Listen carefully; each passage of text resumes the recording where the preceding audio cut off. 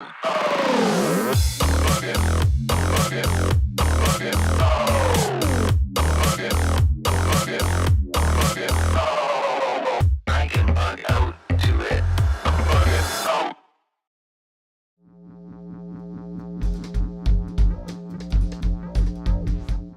back to BAMM's Global Scene, a series in which you'll get an inside look at the most exciting music scenes currently coming out of the most influential cities in the world.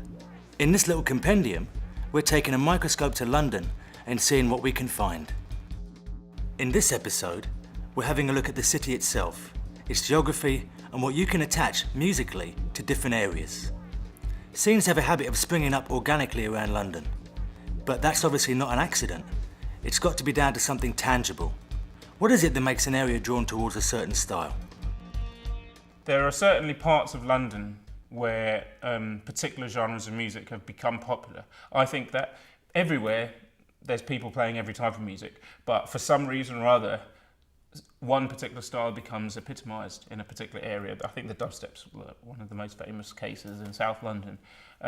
So yes, it's true that there's definitely, you could draw a little map and sort of say this is the place where such and such is. Like you could probably say, Brixton or Croydon maybe is the home of dubstep, but then again, after it starts, it spreads everywhere. Yeah, I definitely say you can allocate different subgenres of indie, which is what we know about, to different areas in London.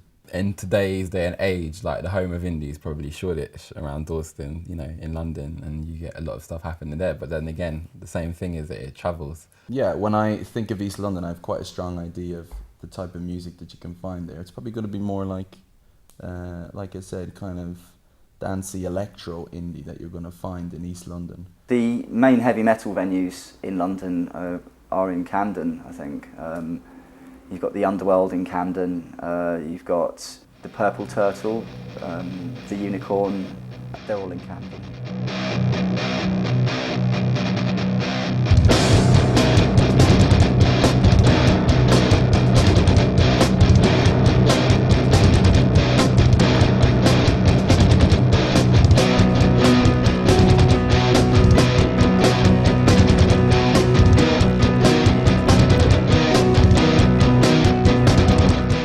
We play in Camden a lot, but and you can there's certain venues in Camden like Proud and stuff like that where you can find that East London, but it's still a bit more of an East London sound, even though it's based in Camden. I would say Camden tends to be a little bit, you'll find heavier bands there. But in northwest London, there's not really a lot of places you can go to. People don't really travel up there to go out. So I think I think also to do with music happening in certain locations and coming to prominence in certain locations is also as a result of the backing that it receives. Brixton, obviously people would say a lot of things happen in Brixton, but then there's a lot of great venues pushing music in Brixton. And like for certain other areas, there's no venues pushing music, and therefore as a result, it means that you do get areas in London which become a scene. South London actually has had in the last few years a lot of like interesting stuff coming out of it as far as indie, like different subcategories of indie, like the XX, kind of that electro indie, Maccabees, who are indie, well, I'd put them as indie, but they're doing something very different. They're really the most intelligent rock and roll band around at the moment. And then, Jamie T as well. So there's a lot of kind of, I don't know, maybe, indie music is definitely coming out of South London in a kind of lots of different varying ways, which I quite like actually.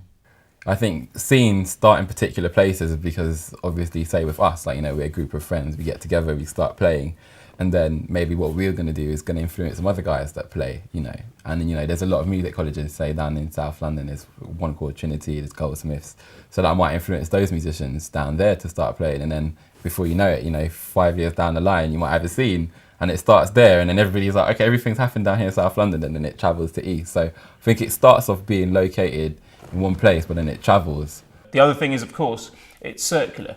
What happens is it becomes known for that, and then all the bands who sound a bit like that or are interested in that get attracted to be part of that scene. So that you do have a snowball effect with that kind of thing, and then it's self-reinforcing.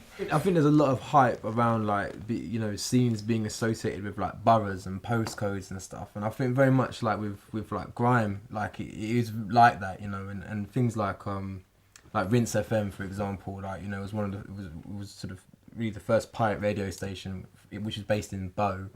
No, not from far from here, which started pushing people like, you know, grime artists, people like Dizzy Rascal and all that stuff. So there is straight away that reference point. Oh, it's very much an East London thing. But you know, there was cats doing that in Northwest London, in Cricklewood at the same time. But you know, just with met with less opportunity to promote their sound. So I think, you know, certainly I think there's places where there's more activity, but I think it's always happening everywhere. I just think you just need to know where to look, and some places will be given the opportunity to present it on a bigger scale, or where it's more accessible than other places. And if you're still scratching your head for where to look, try out a couple of venues and you'll find a wealth of recommendations for whatever you're into. And if you need any more motivation, we have loads more episodes over at BAMM.TV. Make sure you check them out.